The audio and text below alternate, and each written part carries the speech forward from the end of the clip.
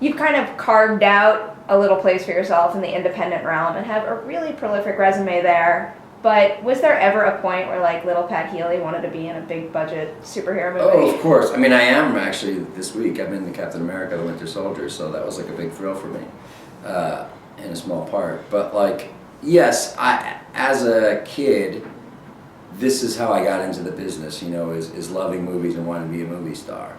And that really, even though I was very serious about it, being an actor and studying in school and you know, working at Steppenwolf Theater in Chicago and you know, emulating these, you know, great actors that I love, whether it's, you know, Brando or De Niro or Meryl Streep or, you know, people reading about, you know, Stella Adler and Strasberg and the group theater. You know, Bobby Lewis came to our school and spoke, you know, reading about Stanislavski. I was very serious about acting, but that feeling remained of like to be a movie star, you know, whatever that meant. And that's why I moved to Hollywood. I moved to Hollywood in 1998, and I worked steadily as an actor for a really long time.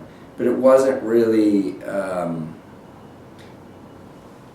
it was like a lot of lateral moves. It wasn't really progressing the way that I had thought it would. And I realized that a lot of it was a childlike idea of what that success is. You know, you grow up and you don't settle, but you get more realistic about what it is and what you actually want. You know, that sort of level of fame is something that I know I would never be comfortable with now. And these, you know, movies are smaller, but I get to really shine. And as a matter of fact, because they're lower budget, they can hire me to be leads in them. Now I'm getting more attention from these bigger people, you know, because I, you know, went and did these smaller movies. So it's sort of like things feel like they're happening exactly the way they were supposed to, and in some ways in a way that I thought would happen, like when I was a kid, but just totally not in the way that I thought they would, you know.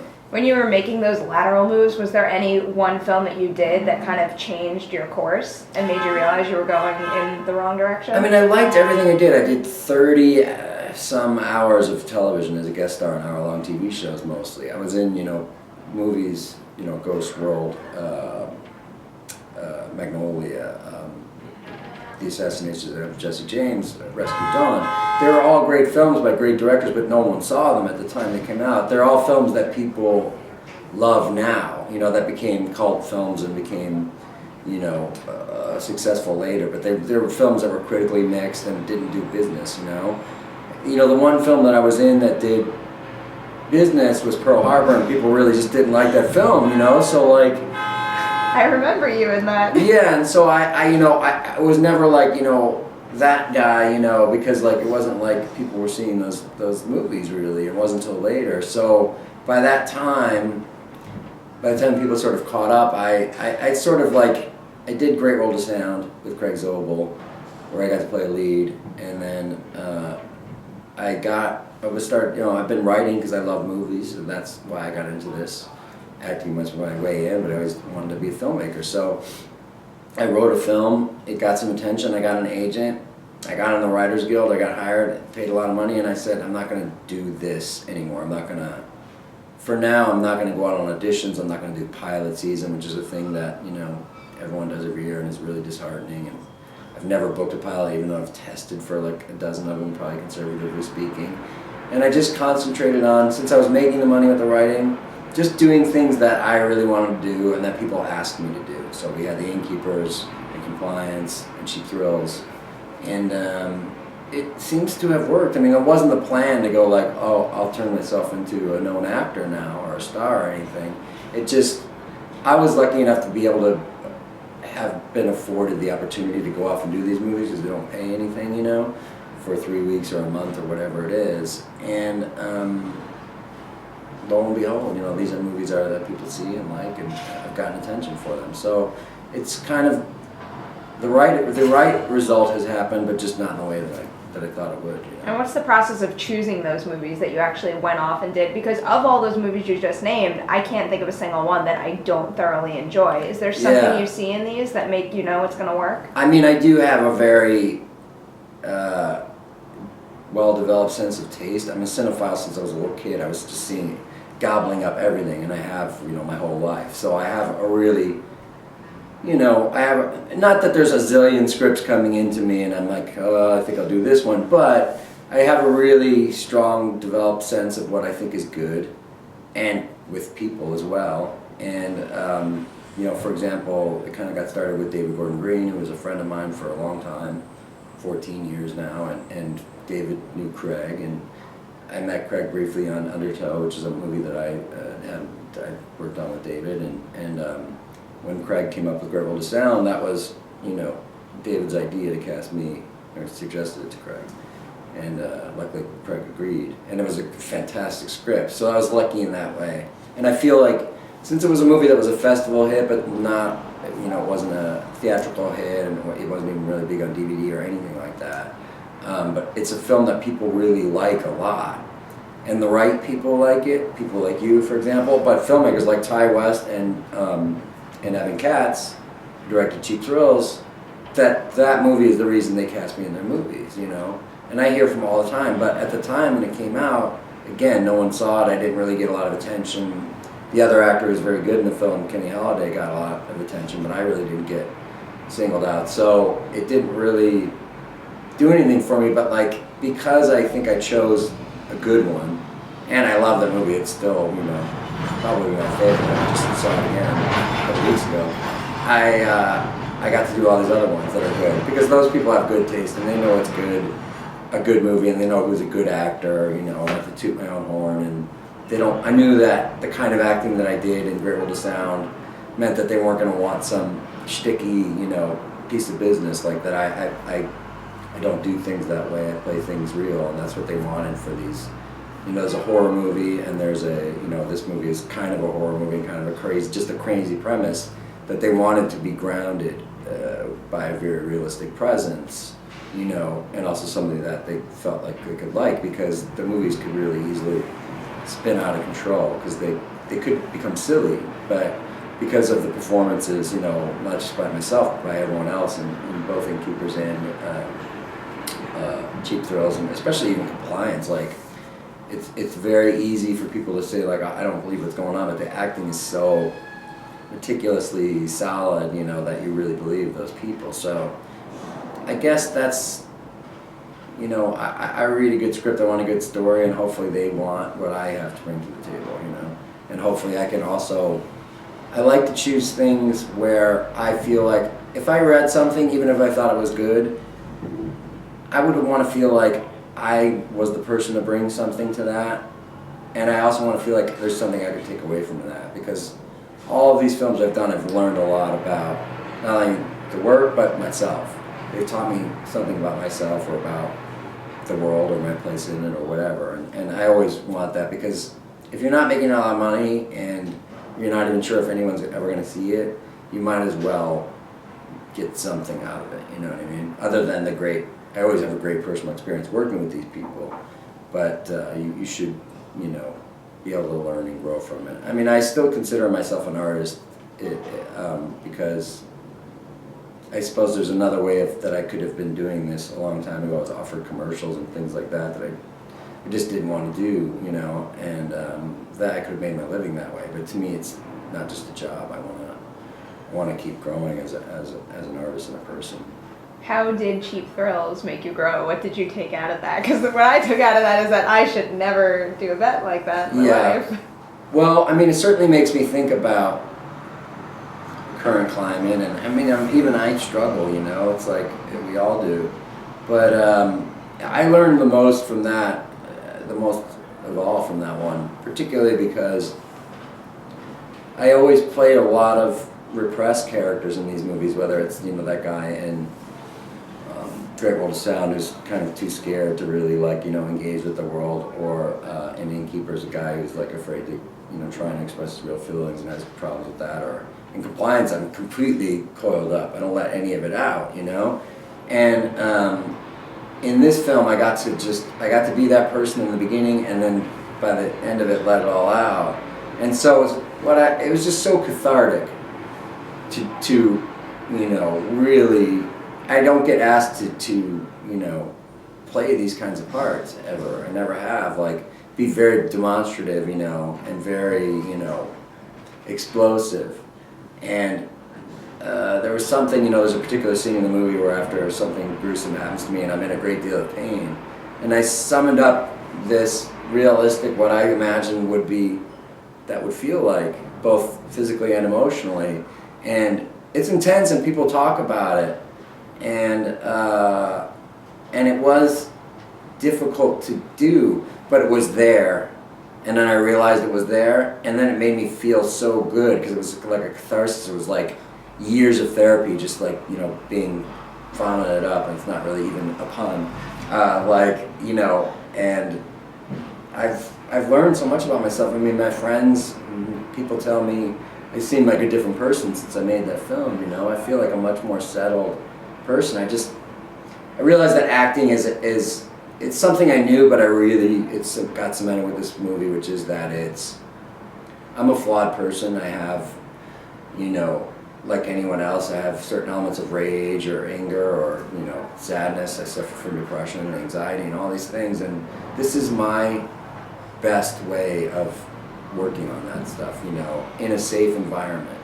I'm not going to go out and be this character on the street, you know what I mean, or do those actual acts, but for play pretend when you feel like it feels really real, and I get to do all of those things, and I get to not feel this coiled up, tightness inside. I get to do a job where I let it all out, and it's healthy, and my life gets better because of it, I also just learned to trust myself, especially when everyone else around me is trusting me, because there are things about this movie that it was a gamble for all four of us. In a way, all four of the actors really hadn't played these parts before. So it was a gamble, but when a director trusts that you can do it, and then everyone else on the set is so supportive too, then you say, well, then they must know something that, that I don't know or that I'm not sure of, and sure enough, you're able to do it. So a lot of the credit goes to Evan. How about trusting Evan? Because he's a first-time feature director. He's never done anything. Is there anything that he did or said to you that made you think I could really trust in this guy? Well, it was a huge thing. I mean, as I mentioned before, he was a fan of that movie, Great World of Sound, and I already know, like, if someone's into that movie, it's like, I'm not just saying like it's a movie that I'm in, so it's a great movie. It's like it's a really great movie that you kind of have to seek out. Not a lot of people have seen it. So if you've seen that movie, you're a real cinephile, and I feel like you have a real good sense of taste. So that was both surprising to me to hear, especially considering having read the script, that's why he wanted to use me, and he told me why. That he wanted it to be grounded because the script reads like something that could turn into something ridiculous. I mean, it gets ridiculous, but it's never not believable, That's true. But it could have been a silly comedy or something like that, and he didn't want that. And also, he's just a huge cinephile, as am I. We can talk about movies all day long. So those people tend to have, and we like the same things for the same reasons. Those people tend to have, a good sense of what would make a good movie as well. That sense of taste goes right into what they're doing.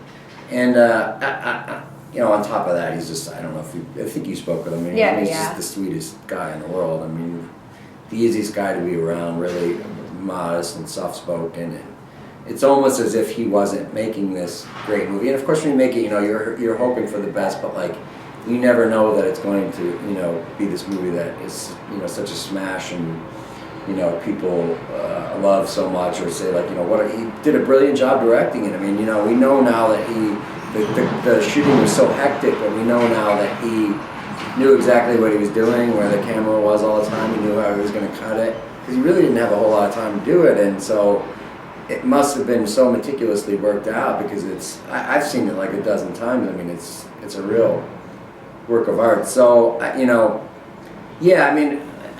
not going to lie, like there's times with him, just like there's times with other people on set where I wasn't sure. And there were times when he wasn't sure, because we were trying something new. There's a moment late in the movie where I have a triumph, and it's like the worst triumph that any human being ever has. Like I do something so atrocious, and yet every time the movie shows with an audience, the audience cheers. And that was his idea, to play the moment as, it was just sort of written that this happened, but he said that, well, let's have a victory moment for you. And the movie, the movie stops, really. Like the audience stops we have a full-on applause break every time. And that was just sort of like, I was like not sure about that, but I thought it was a funny idea, and I said, let's try it, and maybe we did it another way, you know, too. But, you know, absolutely, like, that I'll always trust him now, because, like, he knows. It's not like I argued with him about that. I was like, okay, let's try that out, you know. But I think when you're doing something new, which I think this is, especially if you're new to it, I mean, you never directed a thing before. It's scary, but, you know, what I know about Evans, what I know about myself or David or Ethan or Sarah, whoever, they're all people that are going to, you know, or we're all people that are going to dive in anyway and like really commit to doing the work, because we take this seriously. And we know the more we take it seriously, the more people will like it. It's kind of strange, like the more seriously you take it, and we had fun, but the more seriously you take it, the more fun everyone else can have watching it, you know what I mean? Less time they're spending kind of going like, I know what this is about, but they're not really playing it for real, and they're sort of joking about it, and, you know, I know that he's indicating to me that he's in pain right now, but it's just sort of like, it's only because I know that that's what the story is and that's what I'm supposed to feel, rather than like really diving in and doing it and saying like, okay, we're taking a risk at completely alienating people here by playing these horrible things for real. But what happens is everyone ends up enjoying and laughing about it. You know, I always talk about this example of the Innkeepers, where people say like, how do you act in a horror movie, or how do you act in a comedy scene or whatever, and I don't ever approach the things that way. Like I have this scene in that where I'm trying to tell Sarah that I love her, and I played it as I was scared, and then I was really heartbroken that she doesn't even really kind of notice. But the scene, again, it plays as funny every time. Like everyone laughs because everyone knows that situation. So if you approach it, you commit to it, and you're really real about it, it'll have the desired effect of being funny or whatever it needs to be, you know? Can you tell me the movie magic about behind missing your finger? Is your finger just taped down? Actually, it's a little bit of a trick, because it's not actually, you mean, so like when it's still attached? The one scene where you see it just really there. just kind of like the guy, because I was watching the movie, I'm sitting there like doing this to myself. Yeah, you know, when you ask me, it's hard for me to even remember how we did that, but the makeup guy is this guy named Hugo Villaseñor, who did all the prosthetics in the film, and he's a genius, brilliant, because, you know, that stuff on my face at the end, I would look at in a room like with bright fluorescent lights in the mirror, and it looked like my face. It did not look like makeup. He's really brilliant. For no time and no money, like, and it has a real effect in the movie, you know, like I that stuff like really like has an impact, because it's shocking. The more I watch it, the more I notice the details, and even just the fact that like it's always kind of like wet, it glistens, it always looks fresh, which is pretty incredible. No, I mean, he would work on it like meticulously, you know, and in between takes, and keep making sure it looked good, you know. That particular thing with the finger was complicated because we also had a blood pump going, and we had an iron that had fake steam coming out of it, and we had a lot of things that had to work, you know, with two cameras running in basically one take, you know. They lost the footage, we had to do that again. But that one shot, after you cut it off, that shot is like incredible. Well, not after I cut it off, but after I'm on the couch, after I started letting everything out, you know. How was it doing the shot right after you cut it off? Because that is just like kind of manic all over the place. So many people and things. That scene was crazy. That's where I hurt myself on the film the one time. I banged my elbow into like a ceramic kitchen tabletop. They said, well, it should be this, you know, we sort of planned that where there's a moment of silence, you know, and then they said, just go and we'll follow you. And I said, we sort of worked out the path I would go, and everyone made sure they weren't in the way, and the other camera wasn't in the way, and I didn't know what would come out of me, but that's what came out of me. Looks pretty damn good. Yeah. And now the biggest spoiler of all, I have to ask, because I wonder, what do you think he does with the money at the end? Does he ever pull himself together? I don't ever think about that kind of stuff. Like I have this like sort of rude thing that I say to people when they ask me that at Q&As, which is like, you know, we're not still up there. Like once they turn the projector off, you know, we didn't go to sleep up there and stuff. But like, I don't ever think about that stuff, because like, especially with this movie, it blacks out and it sort of leaves you to think about how you feel about that. I mean, there are people who find him heroic, you know, And there is a really, again, another weird triumph to all of it, but like,